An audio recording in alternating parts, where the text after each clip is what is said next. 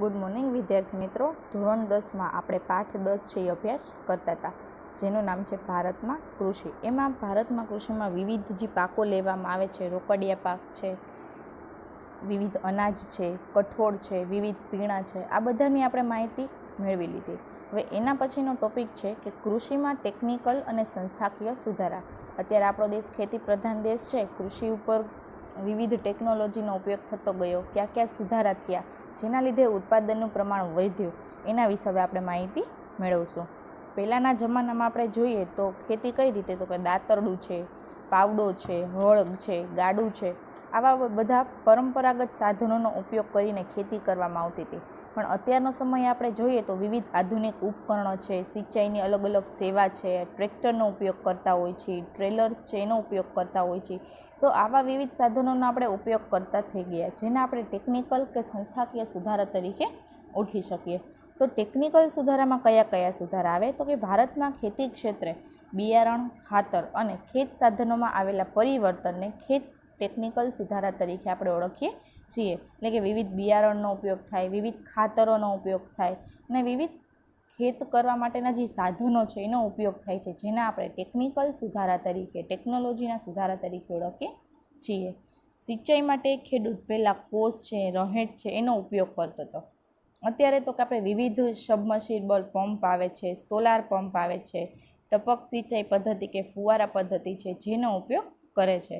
રાસાયણિક ખાતરો એટલે કે ડાઈ એમોનિયા ફોસ્ફેટ અને નાઇટ્રોજન, ફોસ્ફરસ, પોટાશ, જૈવિક ખાતરો છે જેનો ઉપયોગ કરતો થઈ ગયો. ખેડૂત પાક સંરક્ષણ માટે છે જંતુનાશક દવાઓનો ઉપયોગ પણ કરતો થયો છે, જેના લીધે એના પાકનું સંરક્ષણ થાય છે અને એની ઉત્પાદન ક્ષમતા પણ વધે છે. સરકાર દ્વારા ખેડૂતોને રેડિયો, ટીવી, વર્તમાનપત્ર છે, ડીડી કિસાન ચેનલ એટલે કે ખેડૂતોને માહિતગાર વધારેમાં વધારે માહિતી આપવા ખેતી વિશે એની એક ચેનલ છે. મોબાઈલ પર કિસાન એટલે કે SMS, ટોલ ફ્રી નંબર, વિવિધ જે સેવાઓ છે એ પણ એના દ્વારા ફાળવવામાં આવી છે. એના પછી છે કે ગ્રામ્ય વિસ્તારમાં કૃષિ સંશોધન અને નવી તકનિકનો પ્રચાર પ્રસાર ગ્રામ સેવકો દ્વારા ખેડૂત સુધી પહોંચાડવામાં આવ્યો. કારણ કે ગામડામાં છે બધા જ લોકો શિક્ષિત નથી હોતા, એટલે એ બધા જ સુધી નવી નવી ટેકનોલોજીની માહિતી પહોંચે એના માટેનો પ્રચાર અને પ્રસાર કરવામાં આવ્યો. સરકારે દરેક જિલ્લા મથકે ખેડૂત તાલીમ કેન્દ્રની સ્થાપના કરી, એટલે કે બધા જ જિલ્લાના ખેડૂતો એને બધી જ માહિતી પૂરી પાડી શકાય. ગુજરાતમાં કૃષિ મેળાઓ દ્વારા ખેડૂતોને અદ્યતન માહિતી અને માર્ગદર્શન પણ અપાય છે કે કઈ રીતે ખેતી કરવી, કયા સાધનોનો ઉપયોગ કરવો, કઈ રીતે ખેત ઉત્પાદન વધારવું. આવા અલગ અલગ કાર્યક્રમો પણ કૃષિ મેળામાં થતા હોય છે, જેથી બધા જ જે ખેડૂતો છે એ એની અદ્યતન માહિતીથી માહિતગાર થાય. આ ઉપરાંત કૃષિ ક્ષેત્રે સંશોધન કરતી ICAR એટલે કે Indian council of agriculture research અને DARE એટલે કે department of agriculture research and education વગેરે સંસ્થાઓ છે એ કૃષિ માટે, કૃષિમાં કઈ રીતે ઉત્પાદન વધારવું જોઈએ એના માટે કાર્ય કરે છે. આ હતા એના ટેકનિકલ સુધારા. એના પછીનું છે કે સંસ્થાકીય સુધારા. સંસ્થાકીય સુધારા એટલે કે જમીન માલિકી છે, ખેત ધિરાણ છે અને ખેત પેદાશના વેચાણ અંગે જે સુધારા થયા છે તેને સંસ્થાગત સુધારા કહેવાય છે. સરકારે જમીનદારી પ્રથા નાબૂદ કરી ખેડૂતોનું શોષણ થતું અટકાવ્યું. ખેડે તેની જમીન એટલે કે જે વ્યક્તિ જમીન ખેડે છે એ જમીન છે એની માલિકીની ગણાય, એટલે કે ખેડે તેની જમીનના કાયદો એને બહાર પાડ્યો. જમીન ટોચ મર્યાદાના કાયદા દ્વારા જમીન માલિકીની અસમાનતા દૂર કરી. પછી કિસાન ક્રેડિટ કાર્ડ દ્વારા રાષ્ટ્રીયકૃત તથા રાષ્ટ્રીય બેન્કો દ્વારા ખેડૂતોને છે એ આર્થિક એને કૃષિ ધિરાણ માટે વિવિધ પ્રકારની સેવાઓ છે એ ચાલુ કરી કે જેના દ્વારા એનું છે ખેતીનું ઉત્પાદન વધારી શકે અને એનું શોષણ ન થાય. સરકાર છે એ વિવિધ બિયારણો, અલગ અલગ ખાતરો છે એ આપતી થઈ ગઈ. જંતુનાશક દવાઓ ખરીદવા અથવા એને પાક માટે કોઈ સબસિડી જોતી હોય તો એ પણ આર્થિક મદદ એની કરતી થઈ ગઈ. પ્રધાનમંત્રી પાક વીમા યોજના દ્વારા ખેડૂતોને ખેતી પાકોનું વીમાનું રક્ષણ છે એ પણ એના દ્વારા પૂરું પાડવામાં આવ્યું કે જેથી એનું શોષણ ન થાય ને પાક છે યોગ્ય રીતે ઉગી નીકળે. દુષ્કાળ કે વધુ વરસાદને કારણે પાક નિષ્ફળ જાય ત્યારે સરકાર દ્વારા છે ખેડૂતને આર્થિક સહાય આપવામાં આવે છે, પણ જો એને પાક સામે વીમો લીધો હોય તો. માર્કેટ યાર્ડમાં ખેત પેદાશોના વેચાણમાં કાયદાકીય જોગવાઈ કરી ખુલ્લી હરાજીની પ્રક્રિયા છે એ વ્યાપક બનાવી દીધી. કે જે ખેડૂત છે જે પાક ઉગાડે છે એ પાક એને માર્કેટ યાર્ડમાં પહોંચાડી દેવો અથવા માર્કેટ યાર્ડ સુધી દઈ આવે ને એના નાણાં મેળવી લે છે. એટલે કે ખુલ્લી હરાજી છે એને ચાલુ કરી. ખેડૂતોને ખેત પેદાશોના પોષકક્ષમ ભાવ મળી રહે એટલા માટે છે ને વેપારી સંઘની સહકારી મંડળી છે, શીતગૃહો એટલે કે આપણે જ્યાં કોલ્ડ સ્ટોરેજ કહીએ છીએ કે જ્યાં આપણે માલનો સંગ્રહ કરી શકીએ છીએ, માલ બગડતો નથી, વિવિધ ગોદામો છે, પરિવહનની સુવિધા કે માલ ઉગાડી છે ને બીજા સ્થળ સુધી પહોંચાડવા માટે પરિવહનની સુવિધા જેવી સુવિધાઓનો એને વિસ્તાર વધાર્યો.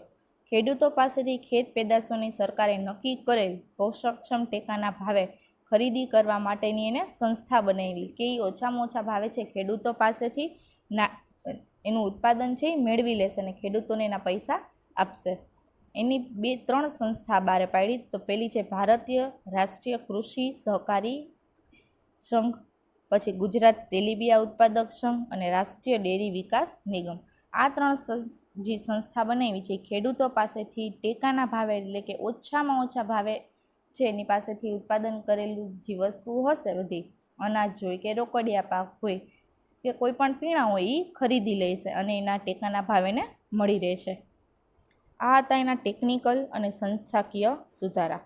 તો એના જે પછીનો ટોપિક છે હરિયાળી ક્રાંતિ. તો આપણા દેશમાં 1960ના દાયકામાં છે હરિયાળી ક્રાંતિ સર્જાઈ. તે પહેલાં એવો સમયગાળો હતો કે જ્યારે દેશમાં અનાજની ખૂબ જ અછત હતી, આપણી પાસે પૂરતું અનાજ પણ ના હતું. એક મુખ્ય કૃષિ પ્રધાન દેશને અનાજની આયાત કરવી પડી હતી. આપણે કૃષિ પ્રધાન દેશ હોવા છતાં પણ આપણી પાસે પૂરતું અનાજ ના હતું, બીજા દેશ પાસેથી આપણે આયાત કરવી પડી હતી. આવી પરાવલંબી પરિસ્થિતિ સામે દેશ ઝઝૂમતો હતો. પરાવલંબી એટલે કે બીજા ઉપર આધાર રાખતું હતું. એના પછી છે કે બિયારણની જે સુધારેલી જાતો છે કે કયા બિયારણોનો આપણે ઉપયોગ કરી તો ખેત ઉત્પાદન છે એ વધારી શકાય. રાસાયણિક ખાતરોનો ઉપયોગ, વિવિધ જંતુનાશક દવાઓનો ઉપયોગ, નવી સિંચાઈની સુવિધાઓ છે એનો ઉપયોગ. તો એના લીધે જે સુધારા થયા છે એવા પરિબળોથી કૃષિ ક્ષેત્રમાં છે એ અસાધારણ રીતે છે એ કૃષિ ઉત્પાદનમાં વધારો જોવા મળે છે, જેને આપણે હરિયાળી ક્રાંતિ એટલે કે ગ્રીન રિવોલ્યુશન તરીકે ઓળખીએ છીએ. હરિયાળી ક્રાંતિનો મુખ્ય ઉદ્દેશ હતો કે કૃષિ ઉપજમાં છે આપણને વધારો જોવા મળે છે, કારણ કે એનો હરિયાળી ક્રાંતિનો એ જ મુખ્ય ઉદ્દેશ હતો. ખેડૂતોને છે વધુમાં પ્રમાણમાં રાસાયણિક ખાતરોનો ઉપયોગ કરવો, કીટનાશકોનો ઉપયોગ કરવો કે જેના લીધે એનો પાક છે એ નિષ્ફળ ન જાય અને એનું કૃષિ ઉપજ છે એ વધી શકે. તો એ છે હરિયાળી ક્રાંતિનો મુખ્ય ઉદ્દેશ હતો. હરિયાળી ક્રાંતિથી ઘઉં અને ડાંગરના પાકમાં છે એ વધારેમાં વધારે ઉત્પાદન થયું. પહેલાંના સમયમાં જ્યાં ખાદ્ય અન્નની અછત હતી એ અત્યારે આપણી પાસે પર્યાપ્ત ભંડોળો છે, એટલે કે પર્યાપ્ત માત્રામાં આપણી પાસે અનાજ અત્યારે રહેલું છે. એક સમયે ભારતમાં દુષ્કાળ સમયાંતરે અનુભવાતો પ્રતો હતો, એટલે કે નિયત સમયે કે ક્યારેક દુષ્કાળ પડી જાય તો આપણી પાસે પૂરતું અન્ન પણ ના હોય. પણ જ્યારે હરિયાળી ક્રાંતિની શરૂઆત થઈ, ધીમે ધીમે હરિયાળી ક્રાંતિ થઈ ગઈ, એના લીધે આપણી પાસે અનાજનો પૂરતો ભંડોળ છે એ થઈ ગયો કે આપણી પાસે અનાજનો ક્યારેય છત ન આવે એવી અત્યારે પરિસ્થિતિ આપણી પાસે આવી ગઈ. અન્ન ક્ષેત્રે દેશનું સ્વાવલંબન એ હરિયાળી ક્રાંતિની સીમાચિહ્નરૂપ ઐતિહાસિક સિદ્ધિ છે. સ્વાવલંબન એટલે કે પોતાના ઉપર આધાર રાખે છે. અત્યારે જોઈએ જ છીએ કે હરિયાળી ક્રાંતિ જ્યારથી થઈ છે ત્યારથી આપણે અન્ય દેશ પાસેથી કાંઈ પણ ઉત્પાદકીય વસ્તુ છે, અનાજ છે કે પીણા છે મંગાવવા નથી પડ્યા, પણ અત્યારે આપણે એ જ વસ્તુની આયાત કરતા હતા, એ જ વસ્તુને અત્યારે આપણે નિકાસ કરતા થઈ ગયા છીએ. તો આ હતા હરિયાળી ક્રાંતિના મુખ્ય ઉદ્દેશો કે આપણે પણ જોઈ શકીએ છીએ કે હરિયાળી ક્રાંતિથી આપણી ખેત પેદાશમાં ઘણી બધી છે નોંધપાત્ર વધારો થયો હતો. એના પછીનો ટોપિક છે ભારતીય અર્થકારણમાં કૃષિનું યોગદાન. કે આપણું જે અર્થકારણ છે એમાં કૃષિનું યોગદાન છે કેટલું છે. ખેતી ભારતમાં છે મુખ્ય વ્યવસાય છે, કારણ કે ભારત ખેતી પ્રધાન દેશ જ છે. આઝાદી સમયે કૃષિ ક્ષેત્રે જે ભારણ હતું કે ઉત્પાદન નહોતું, આપણી પાસે પૂરતું અનાજ પણ ન હતું, એ ધીમે ધીમે છે અત્યારે ઓછું થઈ ગયું છે. તેમ છતાં હજુ પણ અર્થતંત્રમાં તેનું મહત્ત્વનું યોગદાન છે. દેશ છે આપણો એમાં લગભગ અડધો અડધ લોકોને છે એ ખેતીમાંથી જ રોજગારી પૂરી પાડાય છે. કૃષિ ક્ષેત્ર છે એનો જીડીપીમાં એટલે કે આપણી ઘરેલું જે પેદાશ છે એમાં 17% હિસ્સો છે, એટલે કે ગ્રોસ ડોમેસ્ટિક પ્રોડક્ટ, એમાં 17% હિસ્સો માત્ર કૃષિ ક્ષેત્રનો રહેલો છે. ભારતની મહત્ત્વની કૃષિ પેદાશો જેવી કે ચોખા, ઘઉં છે, તેલીબિયાં છે, કપાસ, શણ, શેરડી, તમાકુ, આ બધાનું છે એ આપણે નિકાસમાં વિદેશી હુંડિયામણ પ્રાપ્ત કરતા થઈ ગયા છે. એટલે કે આપણે નિકાસ કરી વસ્તુ મોકલાવીએ તો આપણને અન્ય દેશનું નાણું આપણને પ્રાપ્ત થાય છે, એટલે કે વિદેશી હુંડિયામણ આપણી પાસે છે એ પ્રાપ્ત થવા લાગ્યું. ખેત પેદાશના ઉત્પાદનમાં વિશ્વ ભારતમાં બીજા સ્થાન ઉપર છે. સુતરાઉ કાપડ, ખાંડ, કાગળ, તેલ વગેરે ઉદ્યોગો તથા ખાદ્ય સામગ્રીને લગતા ઉદ્યોગો માટે કાચો માલ પણ આપણને ખેતીમાંથી જ ઉપલબ્ધ થઈ જઈ શકાય છે. કૃષિ ભારતના લોકોને ખોરાક પણ પૂરો પાડે છે. આ હતું આપણો અર્થકારણ છે, એમાં કૃષિનું શું યોગદાન છે, કેટલા ટકા યોગદાન છે, અને આપણે એના દ્વારા વિદેશી હુંડિયામણ પણ પ્રાપ્ત થવા લાગી છે. એના લીધે આપણું અર્થતંત્ર છે એ પણ મજબૂત થવા લાગ્યું છે. જો કે આપણે અનિયમિત વરસાદ છે, ક્યારેક અનિશ્ચિત પણ વરસાદ છે, જેના લીધે છે આપણના પાક પણ નિષ્ફળ જતો હોય છે. સિંચાઈની પૂરતી સગવડ ના હોય તો એના લીધે પણ આપણે યોગ્ય રીતે ખેતી કરી શકતા નથી. ખેતી ક્ષેત્રે વૈશ્વિક બજારમાં ભારતનો દેખાવ છે એ સાતત્યપૂર્ણ રહ્યો નથી. અનાજ સંરક્ષણ આજે કોઈ પણ દેશ માટે છે અન્ન સુરક્ષા જરૂરી છે. એટલે કે કયો સમય કેવો આવે એ ખબર નથી હોતી. જ્યારે દુષ્કાળનો સમય આવે તો આપણી પાસે અન્ન એટલા પ્રમાણમાં હોય કે એ સમયમાં પણ આપણે અન્ન પૂરું પાડી શકશું. એટલે આપણે અન્ન સુરક્ષા છે એ દેશ માટે જરૂરી છે. જો અનાજની માંગ વધતી જતી હોય અને અનાજની મોટા પાયે આયાત કરવી પડતી હોય તો તે દેશ માટે છે એ રાજકીય સ્વતંત્રતાની જોખમમાં મુકાઈ જાય છે કે આપણે એ જ વસ્તુની જ્યારે આયાત કરીએ છીએ ત્યારે આપણી હુંડિયામણ છે એ આપણું ઓછું થતું જાય છે. હરિયાળી ક્રાંતિને લીધે આપણે અનાજ ઉત્પાદનમાં સ્વાવલંબી બની ગયા છીએ. એટલે કે પોતાના ઉપર જ હવે આપણે આધાર રાખ્યો છે, બીજા ઉપર આધાર રાખવો પડ્યો નથી. અનાજ ઉત્પાદનના વધારા સાથે સાથે દેશની વસ્તીમાં પણ વધારો થયો છે. 1951માં દેશની વસ્તી આશરે 36 કરોડ 10 લાખ હતી, જે આજે 125 કરોડ સુધી પહોંચી ગઈ છે. એટલે કે અનાજની માંગ પણ વધવાની છે. જેમ વસ્તી વધે એમ ખોરાકનું પ્રમાણ એનું વધે, એટલે કે અનાજનું ઉત્પાદન છે જેટલું થતું તો એની સામેની માંગ પણ થવા લાગી. 1950-51માં જોઈએ તો કે ભારતમાં 51 કરોડ ટન છે એ અનાજનું ઉત્પાદન થતું હતું, જે વધીને 2013-14માં છે એ 265.04 કરોડ થઈ ગયું. એટલે કે અનાજ ઉત્પાદન કરવાની જે ક્ષમતા છે એમાં પણ આપણે નોંધપાત્ર વધારો જોઈ શકીએ છીએ. આજે આપણી પાસે એટલું અનાજ છે કે દેશની જરૂરિયાત છે ઓછામાં ઓછી જરૂરિયાત આખા દેશની પૂરી કરી શકે છે. આ ભંડોળ ટકાવી રાખવો, તેમાં વધારો કરવો એ આપણા માટે આવશ્યક છે કે આપણે પાયાની જે જરૂરિયાત ખોરાક છે એને લગતી વસ્તુ આપણે બીજા દેશ પાસેથી મેળવવી ન પડે. અનાજના ગોદામમાં રહેલ અનાજને સાચવવાની વૈજ્ઞાનિક પદ્ધતિ છે એ અનાજનો બગાડ થતો અટકાવી શકાય છે. કારણ કે અલગ અલગ ટેકનોલોજીનો ઉપયોગ કરી આપણે અત્યારે કોલ્ડ સ્ટોરેજ જોઈએ છીએ, એમાં આપણે અનાજ સાચવીને રાખી દીધું હોય તો વર્ષ 2 વર્ષ સુધી અનાજને કંઈ જ થતું નથી. એટલે કે આપણે અલગ અલગ ટેકનોલોજીનો ઉપયોગ પણ કરતા થઈ ગયા છીએ. અથવા તો આ જ અનાજ છે એ ગરીબ પરિવારને આપણે વિના મૂલ્યે પણ આપીએ છીએ, જેની એની ભૂખ છે એની પાયાની જરૂરિયાત સંતોષાય. અનાજનો બગાડ અટકાવવો એ સામાન્ય તાતી જરૂરિયાત એટલે કે પાયાની જરૂરિયાત છે. અનાજના સંગ્રહણ અને પ્રબંધની વ્યવસ્થા કરી છે એ ખૂબ જ આવશ્યક છે. અનાજ તમે ઉગાડો છો ને ગમે એને વેડફી નાખો એમ ન ચાલે, પણ એનું આપણે સંગ્રહણ કરવું જોઈએ અને એનું પ્રબંધ પણ આપણે આવશ્યક છે, જેના લીધે છે આપણે બીજા દેશ પર આધાર રાખવો ન પડે. સરકારે ખાદ્ય સુરક્ષા કાયદા એટલે કે FCA ફૂડ સિક્યુરિટી એક્ટ દ્વારા ગરીબો સુધી અનાજ વિતરણ કરવાની જોગવાઈ કરીને સારી એની એક પાયાની જરૂરિયાત છે એ શરૂઆત કરી હતી. એટલે કે આપણે જોઈએ છીએ કે પરમિટ વોર્ડ આવેલા હોય છે, અત્યારે આવા સમયમાં આપણને અહીંયાથી ફ્રી અનાજ મળે જ છે, તો એ કેની અંદર કામ ચાલતું હોય તો કે ફૂડ સિક્યુરિટી એક્ટ હેઠળ કાર્ય ચાલતું હોય કે એમાં જે ગરીબ પરિવારના લોકો છે એને એનું પાયાની ખાદ્ય જરૂરિયાત છે એની પૂરી થઈ શકે. તો આ આપણે પોઈન્ટ જોયા કે આપણું અર્થકારણ છે એમાં કૃષિનું શું યોગદાન છે, કઈ કઈ રીતે એનું મહત્ત્વ છે, આપણને કઈ રીતે ઉપયોગી છે. તો એ અહીંયા ટોપિક આપણો પૂરો થાય છે. એના પછીનું છે કે ભારતની ખેતી પર વૈશ્વિકીકરણની અસર. વૈશ્વિકીકરણ એટલે કે આખા વિશ્વની ખેતી પર ભારતની શું અસર છે.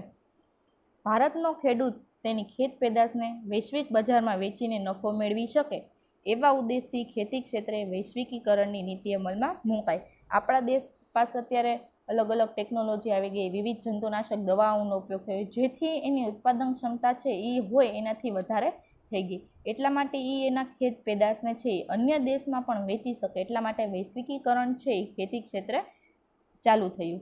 વૈશ્વિકીકરણને લીધે ખેતી ક્ષેત્રે કેટલાક પરિવર્તનો આવ્યા. ખેતી પાકોને નિકાસ કે આયાત કરવા માટેની પ્રક્રિયા છે એ સરળ થઈ ગઈ. એટલે કે ખેતીના પાક છે એને મંગાવવાની અને વેચવાની પ્રક્રિયા ખૂબ સરળ થઈ ગઈ. ગુજરાતમાંથી કપાસ, મરચાં, તલ ચીનના બજારમાં અને વિશ્વના વિવિધ ફળો ભારત બજારમાં મળતા થઈ ગયા. એટલે કે આપણી પાસે જે ઉત્પાદકીય વસ્તુ, ખાદ્ય વસ્તુ નથી એ આપણે બીજા દેશ પાસેથી લેતા થઈ ગયા, અને આપણી પાસે જે વસ્તુનું ઉત્પાદન ખૂબ પુષ્કળ પ્રમાણમાં થાય છે એ વસ્તુ આપણે બીજા દેશને આપતા થઈ ગયા. એટલે કે વૈશ્વિકીકરણને લીધે લે વેચની જે અન્ય દેશ પ્રત્યેની પ્રક્રિયા છે એ સરળ થઈ ગઈ. વૈશ્વિકીકરણથી ભારતમાં બહુરાષ્ટ્રીય કંપનીઓ દ્વારા વેચવામાં આવતા મોંઘા ભાવના જીનેટિક મોડિફાઈડ બીટી બિયારણો આવ્યા. એના લીધે ખેતી ખર્ચાળ થઈ ગઈ, કારણ કે આ બિયારણો છે જીનેટિક બધી બિયારણો એ ખૂબ મોંઘા હોય છે, એટલે કે એ ખેતી પર ખર્ચાળ થઈ ગઈ. જો કે કપાસ અને મકાઈમાં તેનાથી ઉત્પાદનમાં વધારો થયો, કે આ બીટી બિયારણો છે એનાથી કપાસ અને મકાઈનું ઉત્પાદન ખૂબ જ વધી ગયું. આયાત સરળ તથા ઘર આંગણે આપણા કૃષિ ઉત્પાદનોને સ્પર્ધાનો સામનો કરવો પડે છે, કારણ કે આવા વિવિધ બિયારણો જો બધા જ વાપરવા માંડે તો એક જ દેશમાં છે એ એક જ ઉત્પાદક પાકનું છે એ હરીફાઈ જોવા મળે છે. એટલે કે એ આપણા દેશમાં જ ઘર આંગણે આપણે એની હરીફાઈનો સામનો કરવો પડ્યો. કેટલાક ઉત્પાદનોને વૈશ્વિક બજાર પ્રાપ્ત થતાં તેમના પેટન્ટ રજિસ્ટરની જરૂર ઊભી થઈ ગઈ. કે કોઈ એવી વ્યક્તિ છે કે જેના પાક છે અથવા એ પેકિંગ કરીને વેચાણ કરે છે ત્યારે એનો એક માર્કો રાખે છે, કે એ માર્કો એટલા માટે રાખે છે કે એના જેવું ઉત્પાદન અથવા એ માર્કો છે કોઈ મેળવી ના શકે, એનું પેટન્ટ રાખવી જરૂરી છે, કારણ કે એનો એક ઇજારો ત્યાં હોય છે. તો એ રજિસ્ટર કરવું ખૂબ જ જરૂરી છે, કે એ રજિસ્ટર એ પેટન્ટ દ્વારા ઓળખાઈ શકે કે આ માલ કયો છે, કે આ દેશ પાસેથી આપણે મંગાવ્યો છે અને એ માલ કયો છે. તો એના લીધે છે એની પેટન્ટ રજિસ્ટર ઊભી થાય છે. વિશ્વના બજારમાં આપણી ગુણવત્તા સભર કૃષિ પેદાશની પેટન્ટ દેશના નામે નોંધાવી જરૂરી છે. જો એ ના નોંધાવો તો ખબર નથી હોતી કે આ માલ કયા પ્રકારનો છે અને કયા દેશ પાસેથી આવે છે.